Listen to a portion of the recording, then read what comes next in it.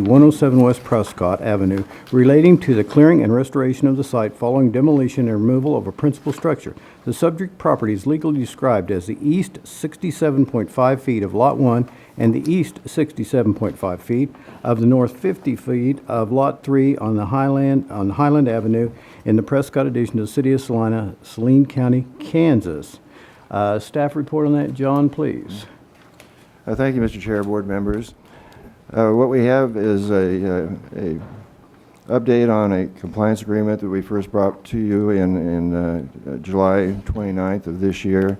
It dates back to when on January 28, 2014, you considered a request for demolition of an existing residence in a historic district at 107 Prescott Avenue.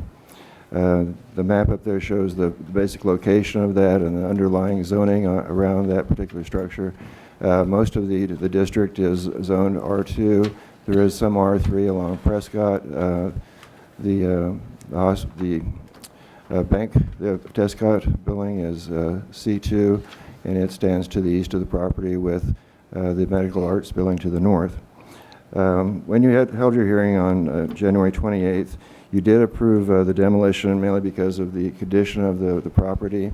As we go forward, we'll show you where in the district that is. Could you advance one?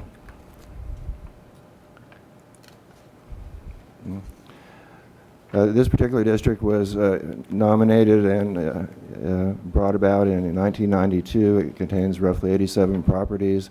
It's one of the larger districts. It does include some limited commercial in the way of the Bank of Prescott, as well as some of the hospital adjacent properties along South 8th Street. Once again, on the site plan next, the lot itself is quite spacious compared to some of the other ones. Can we see the site plan next?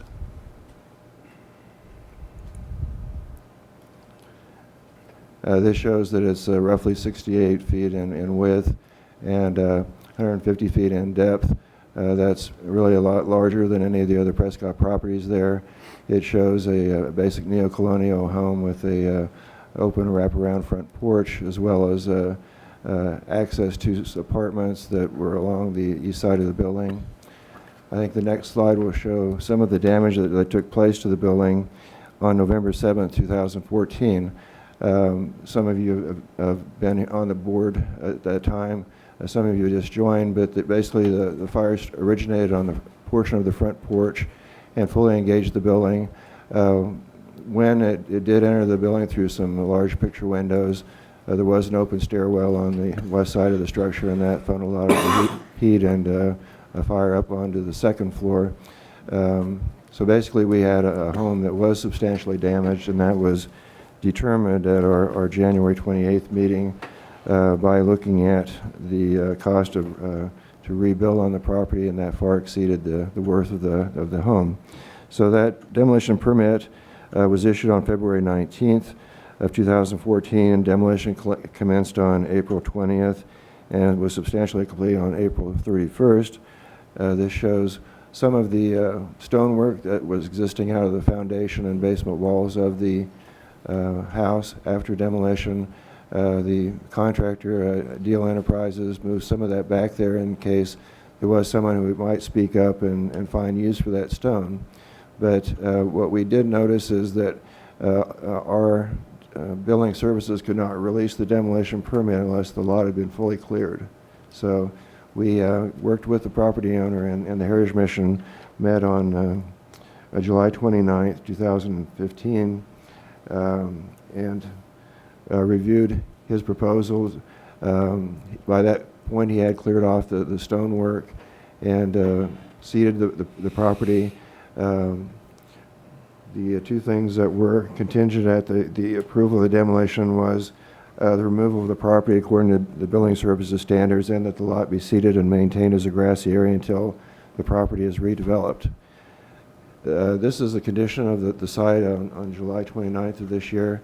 There was some success in the seeding that the contractor did. He did it during the month of June or July, early July. So there was some growth there, but it was not continuous. It was kind of focused more towards the street. This is the center of the lot. Usually there was quite a bit of rain in the month of June and towards July, so a lot of the grass seed didn't take. We're looking at slides now of existing conditions that were taken last week. Of course, the grass is not as seasonal and green as it had been, but it does show there is grass seeded along the first third of the lot, with the exception of the driveway. Towards the center and the rear of the lot, it's a lot sketchier, where there is a lot of bare ground. And towards the rear of the lot where the trees are, there's actually no growth altogether.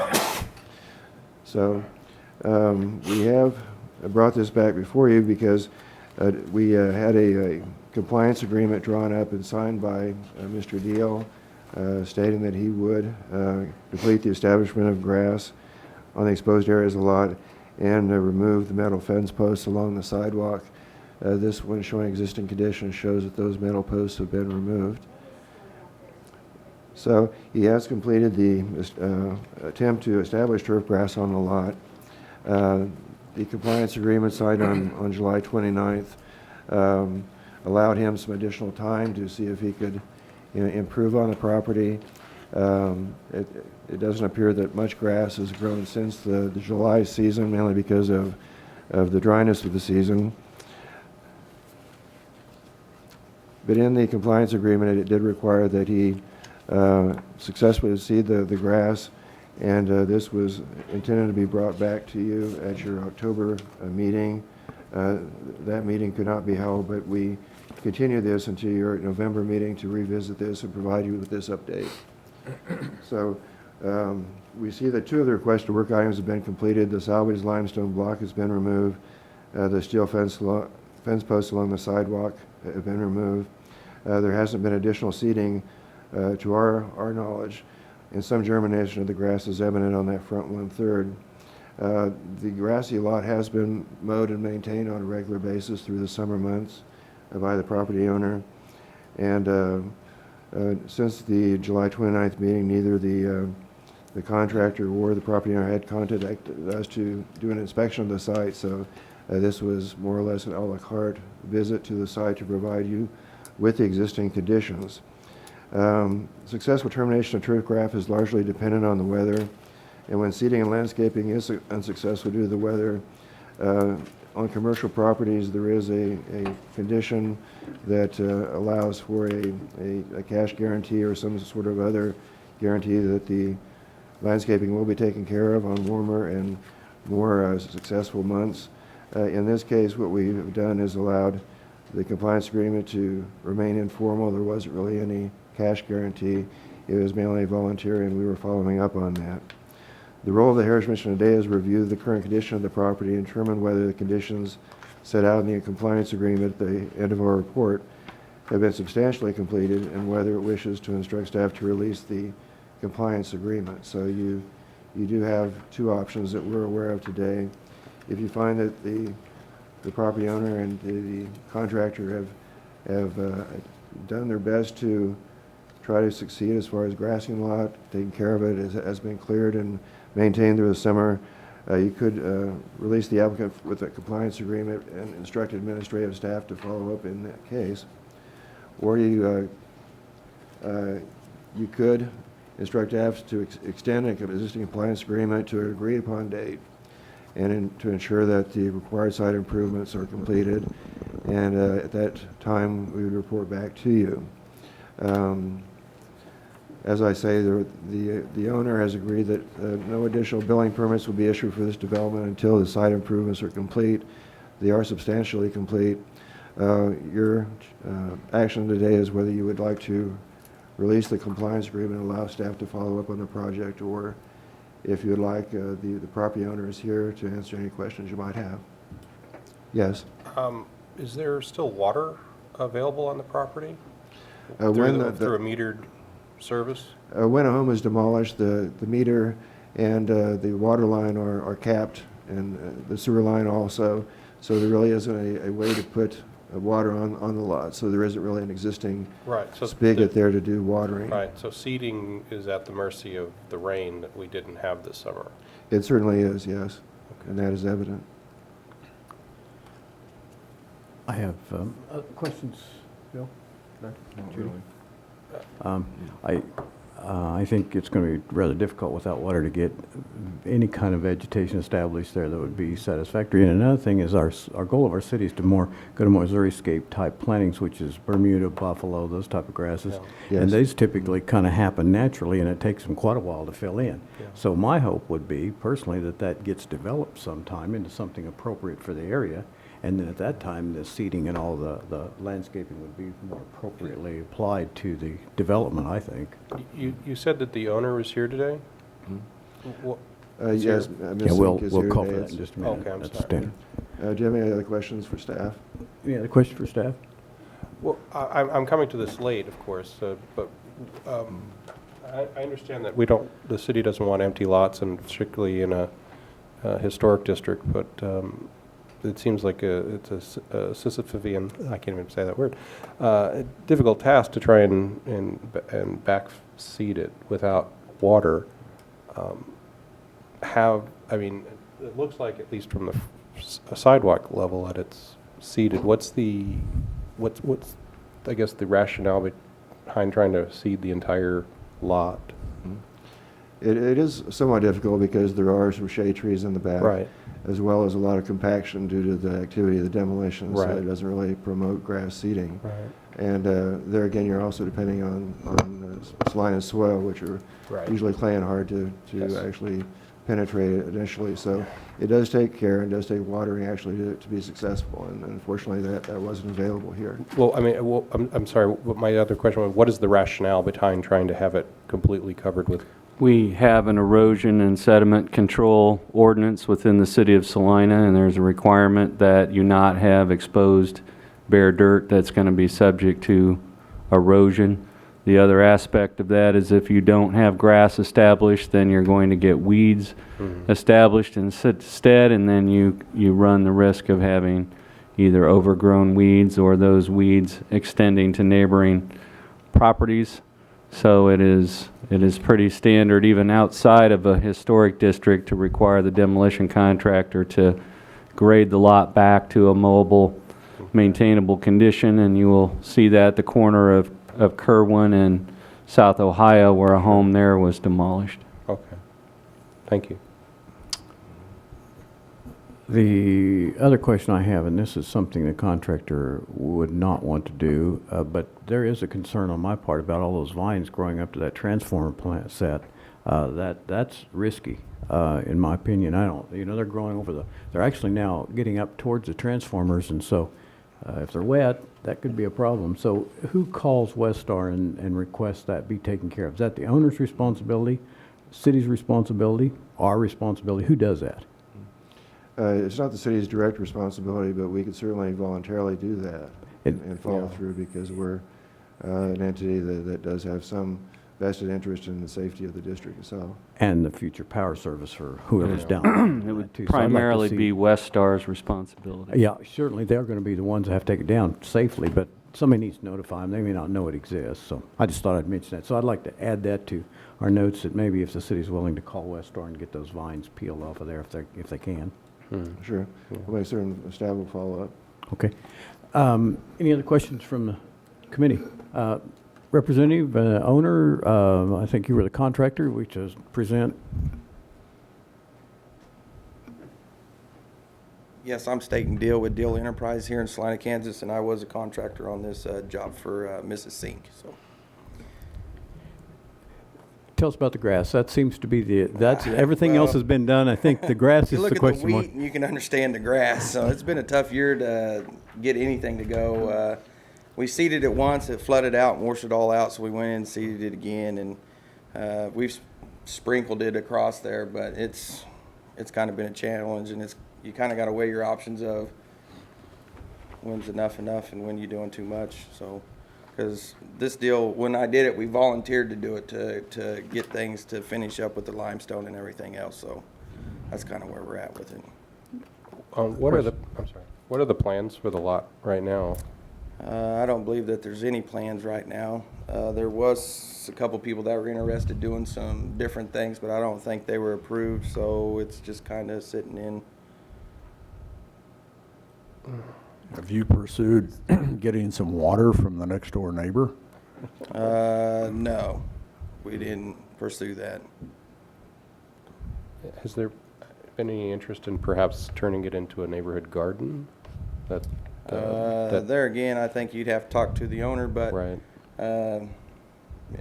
From this point on, it's expense, so I'm sure if somebody wanted to donate money or come up with money, there could be all kinds of things done. Other questions? If not, one I have is, one of our discussions previous, I think right after you started the demo, was trying to save those limestone rocks that came out of the basement, and really you had no luck in selling them, so you moved it. Were you able to put those anywhere where they could be used in the future, or did you basically? Yeah, a draft it? gentleman in Saline County actually took them, and he's building a retaining wall with them. Cool. Very good. Good, we were They hopefully. didn't go in a hole Yeah, that's like great. we thought they were going to have Yeah, to. that was our so. concern. I appreciate the fact you were able to accomplish that. Yep, Okay. Thank you. you bet. Thank you. John, I think it's really, in my opinion, we need input from the city. I think the last thing, the only issue remaining in my, based on what you've told us, is the grass. Is the city okay with, in your opinion, to allow us to go ahead and close this certificate as is, as the property is? What's your recommendation? Give us a recommendation. Well, basically, we were looking for any new information at this particular meeting, but you can choose to close out the permit and instruct staff to extend the compliance agreement to agreed-upon date. That's one option. Another would be to release the applicant from the compliance agreement and close out the demolition permit, and then finding that it substantially complies. So those are the two options. Okay. And We the got it. second would allow for administrative staff to follow up. It seems like, I'm sorry. Go ahead. My opinion is we ought to extend it and have them make sure they get the grass established next spring. Because if we just let it go and tell them they don't have to do anything, you're kind of setting a precedent for anybody else coming along afterwards. That, well, you didn't make them do it, why make us do it? So I personally feel that we ought to just extend the request and keep it open until they get it established. And that's my opinion. If I understood what the other staff member had said, it becomes a city ordinance issue anyway, that they have to comply to grass and keep it from erosion anyway. So I'm not sure what, in terms of the purview of the demolition of the site, I don't know, I think our oversight might not even apply anymore. At this point, it becomes a civil ordinance issue, doesn't it, to have grass and maintain it? At this point, under the compliance agreement, Mr. Deal was the signatory on the compliance agreement and the contractor for the demolition. Essentially, by you closing out the demolition permit and the compliance agreement, we still have other tools in our toolbox to deal with the question of erosion or runoff or weeds of those things. It is not essential. The primary distinction is that under the compliance agreement, it's Mr. Deal's responsibility, as he's the contractor of record.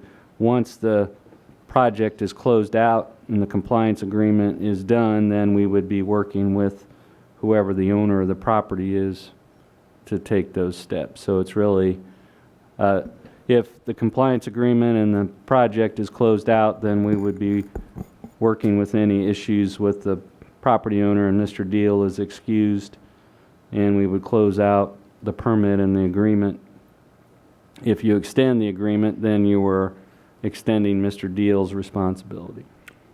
Well, I think that Mr. Deal's he's done everything he probably can possibly do. I think it's time to release him from this agreement and pass it on then to maybe the property owner who's gonna have I to feel deal that with way also.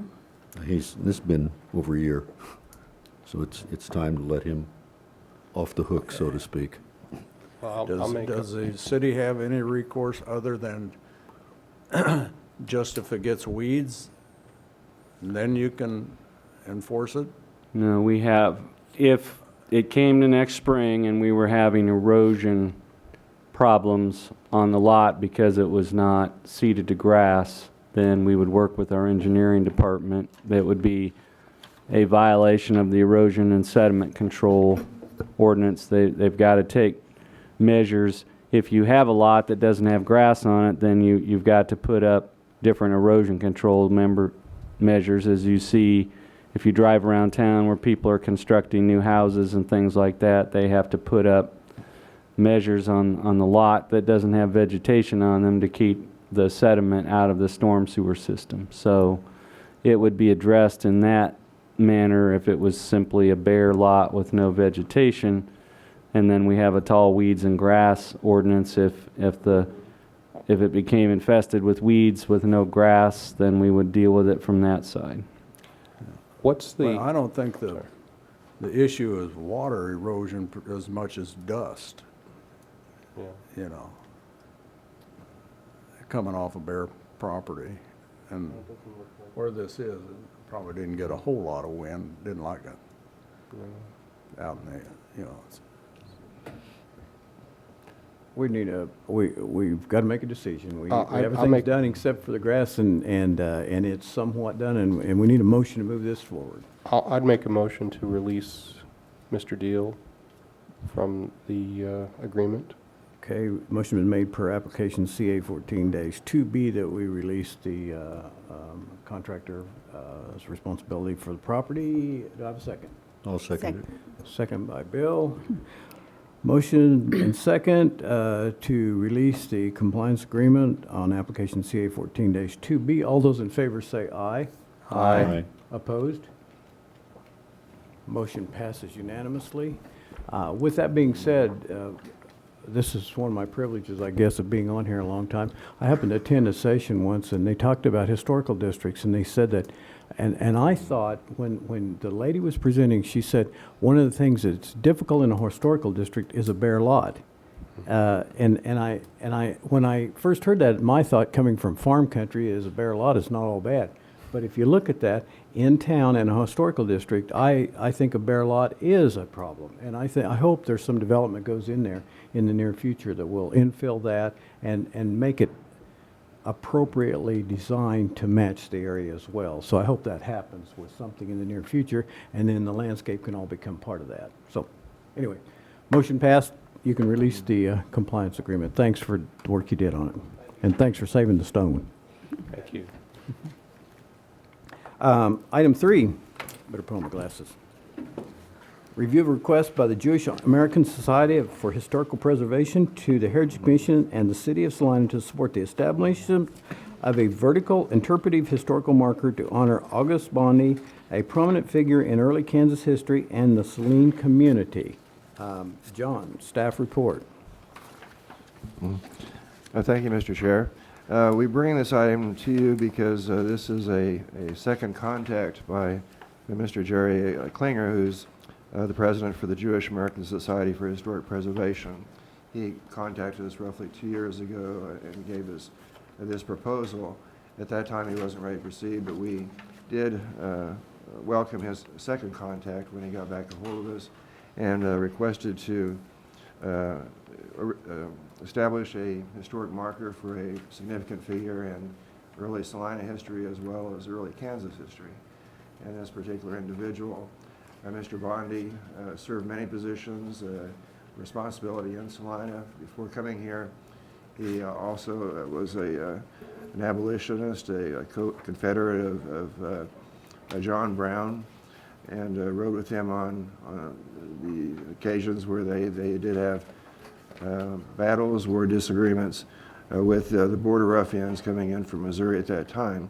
And that was a tumultuous period that included the sacking and burning of Lawrence, Kansas, some bushwhacking and ambushing on both sides of the Missouri line. And that was part of the Bleeding Kansas movement, allowing the settlers in Kansas to vote whether the state would be free or would remain with a slavery option to that. There were people committed to both sides, and Mr. Bondi was a strong representative. He settled after serving in the Union Army, distinguished after 2 years in Greeley, Kansas, and in that period he was also part of the Underground Railroad in that particular area. So he has turned his convictions into a period of public service for the city of Salina, and he's a very distinguished individual. He did pass away in 1907, so we've been looking at some physical remnants that might have been his in the Salina community. There is a Bondi building which now is occupied by Big Nose Cates. That particular building was owned for a time by the Bondi Building Company, but that apparently didn't directly result from Mr. August Bondi's involvement. It was a descendant of his who formed that corporation that's now based out of Glendale, Illinois. So for what we can determine, there isn't a particular site that would work better for Mr. Bondi, like putting it on a building he's been associated with. That may be difficult because he didn't own property or manage from a particular property, with the exception of the Federal Post Office at one time on the corner of 7th and Iron. As far as locations, we would be looking around. What we'd like to have is either a park or a publicly owned site, which would allow us to do maintenance on a particular marker rather than, say, on private property where it may be subject to future improvements or dislocation for some other reason. But part of this is bringing this to you to see if you would like to help sponsor this and eventually meet to look at a proposal as a recommendation to the City Commission that they proceed with this contact. Mr. Klinger has said that Salina would not have to actually spend anything at all. They would be responsible for the fabrication and the erection of the particular marker. We have several in town, and I did give you a copy of our listing of markers in Salina, and these include the Indian Rock marker in Indian Rock Park. That's been there quite a while. It was actually a bronze marker for a long time, but that didn't actually stay, but it has been reestablished in that location. Another one is the former Dunbar School. It does have a small plaza and a plaque on it. That would be the next slide. This was done in 2000. The Dunbar Alumni Association got with planning staff and started a nomination for the Dunbar School as a local landmark.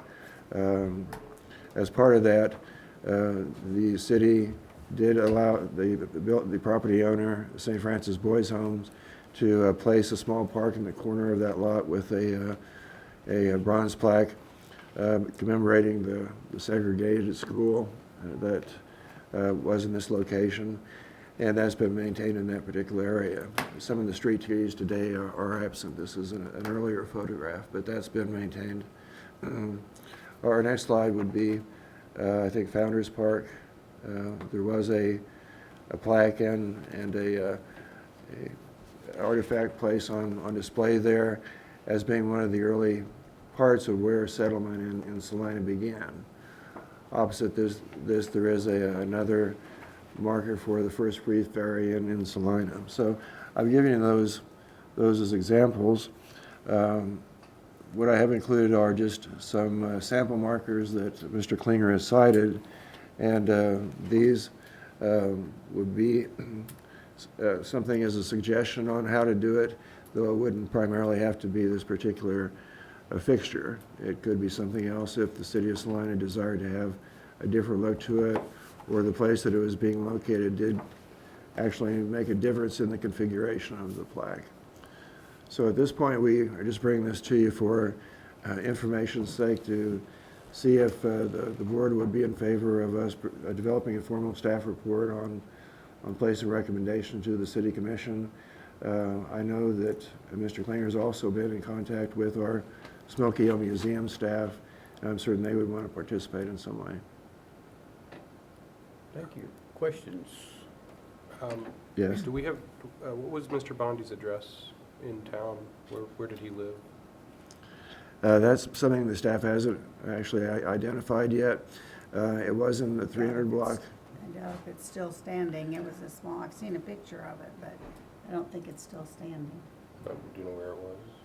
I don't know for sure. No. I think it was displaced by the commercial district expansion, I see. to my knowledge, but we can certainly do some more investigating. Aye. It's, yeah, close into downtown, I think, area. He Okay. died in '07, so. Right. In St. Louis. Yeah, I think, wasn't he visiting Yes. in Visiting. St. Louis? Yeah. But he's buried up at Gypsum Hill Cemetery, so. That is correct. And and he's related to the Stiefel? Or his daughter married Yes, I believe so. one of the Stiefels as well? Other comments, questions? No, I want to say it's interesting to read if you enjoy that period of history. Yeah. You know, I assume he was not part of John Brown's ill-fated raid on Harper's Ferry because he didn't get hanged. So That was fortunate for him. Escaped alive, so it looked got like. away. Sounds like he stayed here. It didn't say he was part of that raid, but He he did joined- ride with John Brown some. Here. Yeah, he joined the Union Yeah. Army, so. Pretty remarkable history as far as what he had accomplished. So did you have some comments you wanted to make to the commission in regard to this matter? You're welcome to, if you want to come to the mic and share with us. I'm Susan Hawksworth, the director of the Smoky Hill Museum. Mr. Klinger has been in contact with us as well, and it's something that we pursued for a bit. And I forgot all that information because we did look at some of his residences here in Salina, and I believe neither of them were standing. We just got snowed under by other projects. But we do fully support this project moving forward and would be definitely willing to help with any searching or writing of the marker that needed to be done. Fairly interesting history, both impactful to the state of Kansas as well as our city. So that's kind of interesting. Okay, thank you. Well, I think it's a very worthwhile project. I would wholeheartedly, I hope that we will decide to, whatever we can do, recommend that is it the city commission that would be the final, or is it the planning commission that has the final say, or what is our responsibility, if anything, just to say it's a good idea? This is somewhat new ground for us. I know a lot of the markers in town were done by various organizations and sponsored by them. To get this project going, it would probably take a recommendation of the city commission, and they're directing staff to do the necessary efforts to start that forward. So I think what we're looking for is an opinion, and providing that, we can provide you with a formal staff report that might give some options on placement as well as marker types, and then begin working also with Mr. Klinger on their participation in that. So there's a lot of things that we'd be glad to do. The Smoky Hill Museum has done quite a bit with them as well. So anything we would be doing would be in consultation with them. So basically, from us, you need an affirmation to go ahead with this, or a consensus agreement from us that staff should go ahead and pursue this. Certainly, yes. Yeah. And I think a formal recommendation of the city commission would be what we're looking for at a future meeting. Because if it goes on public property, they'll need to be involved to approve the site anyway, eventually. They would, yes. Yes. Yes. So I think if we have a motion to, in support of this particular project and advance it forward to staff to deal with at the city level, would be appropriate. Yes, I would hope that we would put the marker in a historic district if possible, but that's the only recommendation I would add to your motion. I didn't make a motion, I said Oh, that's the kind okay. of motion we need. If some- That's the kind of somebody motion we wants to need. Make a motion, and I think Well- somebody needs to make a motion, so. Okay. Well, I'll make a motion Okay. that we recommend that the city pursue this, and with the recommendation that we try to place this in a historic district within the city limits, Okay. as appropriate. Thank you. Motion by David that we advance this to the city and with the I'll hope sec- that they will place this in the historical district. So, I'll second it. Judy, second. All those in favor say aye. Aye. Aye. Opposed? None. Motion passed unanimously. Fourth item on the agenda is the election of officers, and this is our annual meeting, I guess, to elect officers for the next year for the 2000, what's remaining of the 15 and the 16 term. When does, I read that in here, but actually, the officers, we change in October? We changed in October? Basically, most boards will try and meet in October as the latest. New members usually come on the end of September, and I guess it's the end of August. But the next meeting after that, generally after that second appointment of new members, works out either September or October. October has generally been a meeting date for the Heritage Mission, so that's generally when we've allowed that. Okay. So this would be our annual meeting to elect a chair or vice chair. I know that Mr. Kennedy and Ms. Lilly have been on their one term in their respective positions. They would be eligible for another term. The remaining eligible members would be those that have been on the Heritage Mission for 12 months. And those would be Mr. DeZeker or Mr. Johnson. We could also appoint Mr. Reynolds in his absence, but he's also a relative newcomer. So we would need a nomination for chair and vice chair for the next year. Well, I'd like to make a motion that we retain Mr. Kennedy as chairman and Mrs. Lilly as vice chairman I'll second that. for the next year. I appreciate that, but certainly if anybody, I mean, I do, I really enjoy it, but if anybody wishes to do it, I would certainly understand that too. It's a great resume builder. In other words, I'll third it too, so that means. He seconded the motion. Tag, you're Okay with in. vice chair again? Do you want to switch? I can make a No, note. no, Oh, I don't, no, I guess so. I didn't have to do anything, so just so long as you're here all the time. And then I think it's been moved and seconded that myself serve as another term of chair of the commission and Ms. Lilly serve as vice chair of the commission. All of those in favor say aye. Aye. Opposed, same sign. Motion passes unanimously. Thank you. With that, I think the other matters, John, do we have other matters to come before the commission?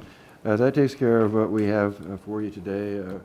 We don't see any new design review cases coming up, so we may be able to give you the winter holiday season off, especially since it's hard to meet during that period. Okay. With that, I'd Well, have. I oh, go ahead. wanted- I'm sorry. I wanted to make an informal motion or exploration. I'd served on a similar commission in the city of Columbia, Missouri for 4 years while I was a student there. And we had an annual, it's not a contest, but an annual submission of top 10 historic properties in Columbia, Missouri. And we would have a party and award yard signs for that people would be able to keep out in their front of their house or their structures for a year. I don't know if we have enough to support 10 a year, but I think something along the lines of 5 a year might highlight the work of this commission and maybe soften its appearance to some in the community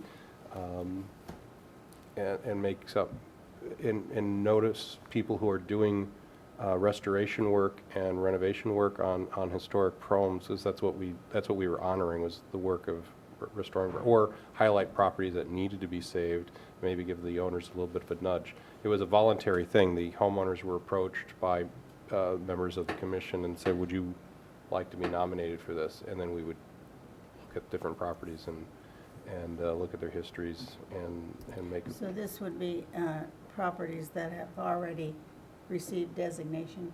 Yes, or properties around town that have perhaps national or statewide designation, but yes. Or could be considered for that, yes. We do something similar to that with the planning commission in that we recognize architectural works once a year, and that's kind of cool that we do that. But Once this a would- year in This would be for the October, property. But this would be for historic Right. properties, yeah. This Right. is And specific. that's- we I- have an award ceremony every October for landscaping awards, but also have added one for curb appeal. We actually have in the past had awards that were presented to the different properties or members in the community. I know the Heritage Commission presented an award to the developers of the Pioneer President's Place for their work in rehabilitating Roosevelt Lincoln School.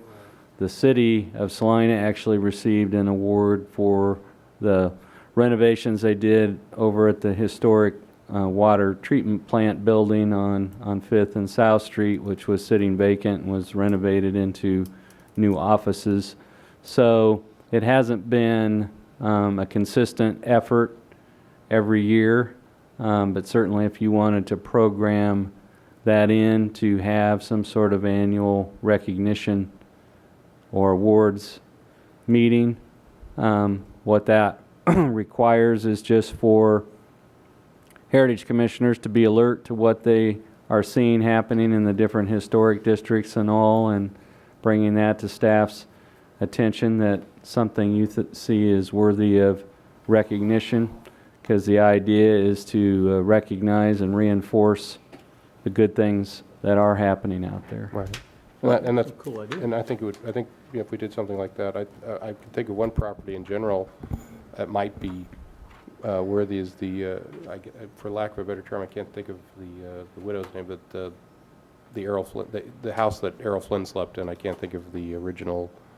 I'm struggling for the actress's name. That it was her parents' house here in Oh, town. but it was- Patricia Weimar. Yeah, Patricia Weimar.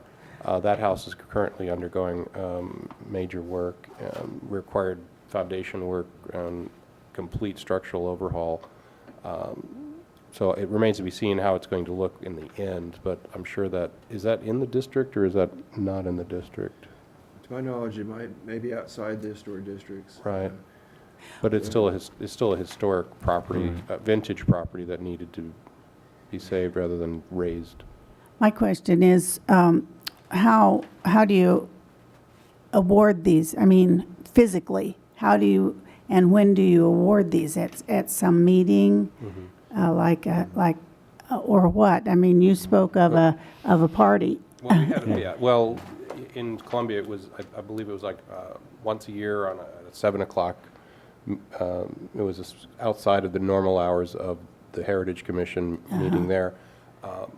And then we had yard signs made up that people could display in their Okay. yards. Because I can't say that I even knew about those awards that I think there's one or two I remember reading about in the newspaper.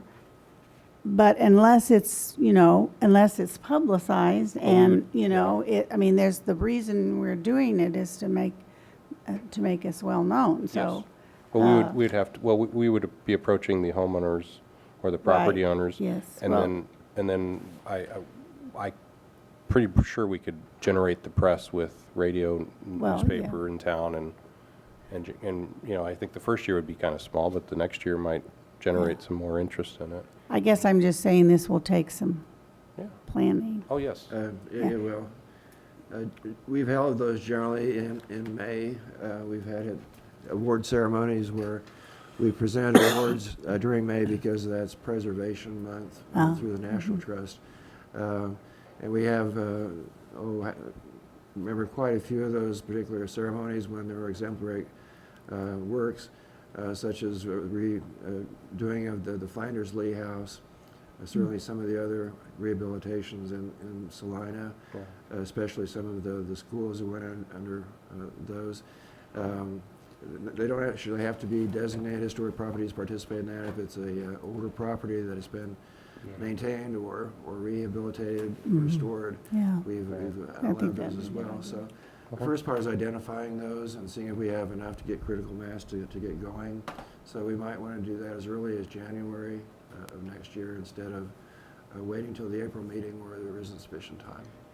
Bill, Larry, comments, thoughts? No, I think it's a good idea.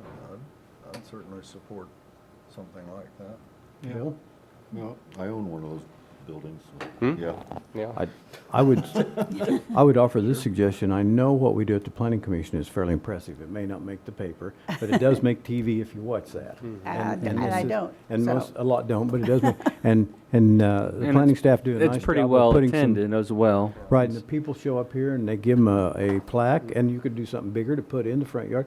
And I do think it's classy, but I'd like to walk before we run. Let's start small and see how it works. In other words, and trying to do what we can manage. So maybe, John, if you don't mind, and we hate to ask staff to do one more thing, but if you could come back to us at our January meeting with maybe a recommendation of what might work from your end to get something, maybe recognize 2 or 3 or 4 the first year, see how that works. Would you be willing to put something together on paper we could look at and have it on as an agenda item? Staff would be very glad to do that. Okay. Would that work for everybody? Let's plan on that then, so we'll have that as an agenda item for our next meeting. Fantastic. Good idea. Thank you. Okay. Okay? Do you want to adjourn now? I need a motion to adjourn, or I'll just. I so move. We'll adjourn. Second. All right, been moved and seconded, we adjourn. Anybody, all in favor? Aye. Aye.